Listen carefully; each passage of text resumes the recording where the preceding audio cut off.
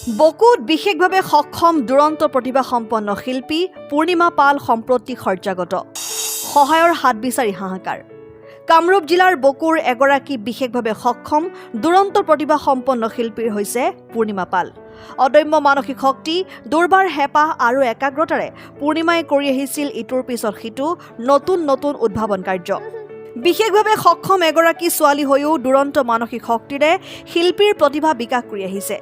প্ৰায়ে বিশেষ প্ৰতিছবি অংকন চিত্ৰ অংকন মৃন্ময় মূৰ্তি নিৰ্মাণ 200তকৈ অধিক কবিতা ৰচনা আৰু প্ৰকাশ একাধিক গীত ৰচনাকে ধৰি অন্যান্য গঠনমূলক কাম কৰি আহিছে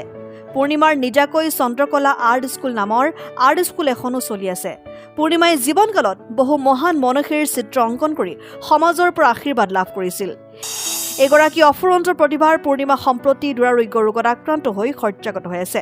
কেঞ্চাৰকে ধৰি একাধিক ৰোগত ভুগি আছে পূৰ্ণিমাই ইফালে পৰিয়ালৰ লোকে বহু উন্নত চিকিৎসা কৰিও সুফল পোৱা নাই পূৰ্ণিমাৰ চিকিৎসাৰ বাবদ পৰিয়ালৰ সৰ্বোচ্চ সম্পদ বিক্ৰী কৰিছে এতিয়া চৰকাৰ অথবা হৃদয়বান লোকৰ পৰা সহায় বিচাৰি হাহাকাৰ কৰিছে পূৰ্ণিমাৰ পৰিয়ালে নমস্কাৰ মই পূৰ্ণিমা পাল বিগত কেইমাহ ধৰি মোৰ জটিল ৰোগত আক্ৰান্ত মই উপায়বিহীন হৈ ৰাইজৰ ওচৰত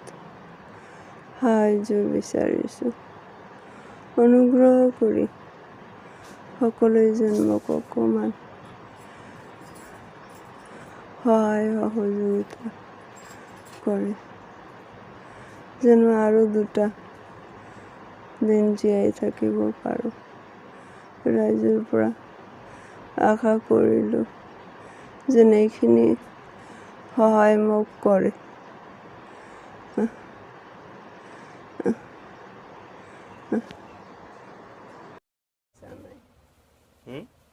বৰ্তমান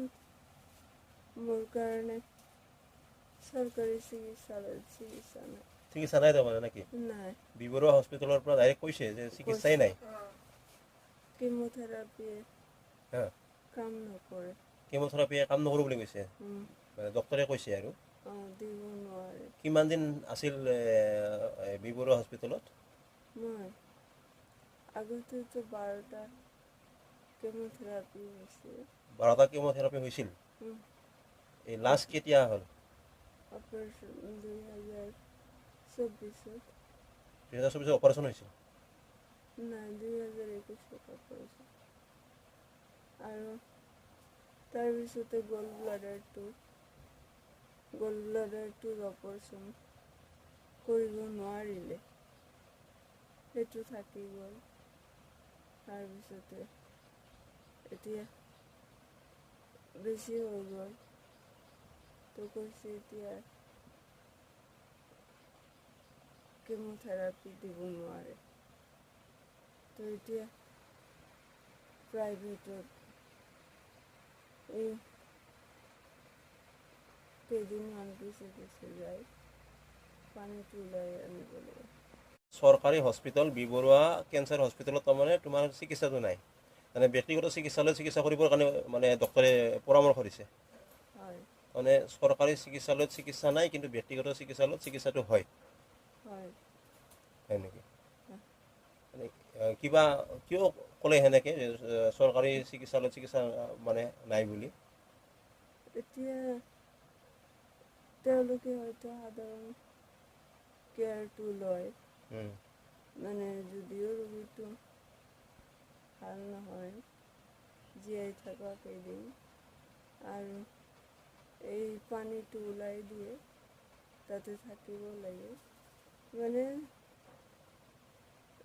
চেলাইনো দিয়ে এটা চেলাইনৰ দাম 12,000 10,000 তেনেকুৱা আপোনালোকে পূৰ্ণিমাৰ চিকিৎসা কৰি আছে ক'ত কৰিছে কওকচোন ক'ত চিকিৎসা প্ৰাইভেট ক'ত গুৱাহাটীত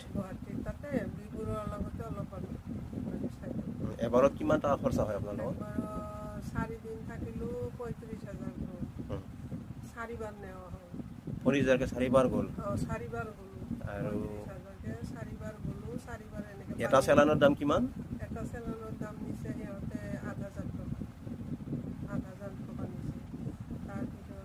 এনেকৈ 4বাৰ গ'লোঁ 4বাৰ আহিলোঁ এতিয়াতো নেক্সটবাৰ আৰু হৈছে তাইৰ যাবৰ কাৰণে কিন্তু এতিয়াতো মোৰ অসহায় মানে মোৰ টকা পইচা নাই এতিয়া আৰু কি কৰিম এতিয়ালৈকে পূৰ্ণিমাৰ নামত কিমান মান টকা খৰচা হ'ল আপোনালোকৰ? বহুত গেছে তাইৰ অকলে পইচাই তাৰ পইচাই আছিলে 10 লাখ আছিল গোটেই খৰচা হ'ল। চব বেছি গৈছে 10 লাখটো তাইৰে আছিল তাৰপিছত আৰু মোৰ পৰা গেছে তাৰ দেউতাই দিছে দিয়াতে মোৰ তথাপিত মই কিবা কৰি হ'লেও ৰাখিছিলোঁ আৰু সৰু আপাটোৰকো ক'লা তাৰপিছততো মোৰ 5 লাখ টকা আছিল যে ল'ৰাটোৰ লগতে গ'ল তথাপিতো তাই ৰাখিব নোৱাৰিলোঁ তাই গুচিয়ে গ'ল তাৰ দেউতাও অসুখ তাৰ দেউতাৰ পিছতো মই বহুত পইচা খৰচ কৰিলোঁ এতিয়া তাৰ দেউতাই বিচনাত সহায় পালে ভাল হয় আৰু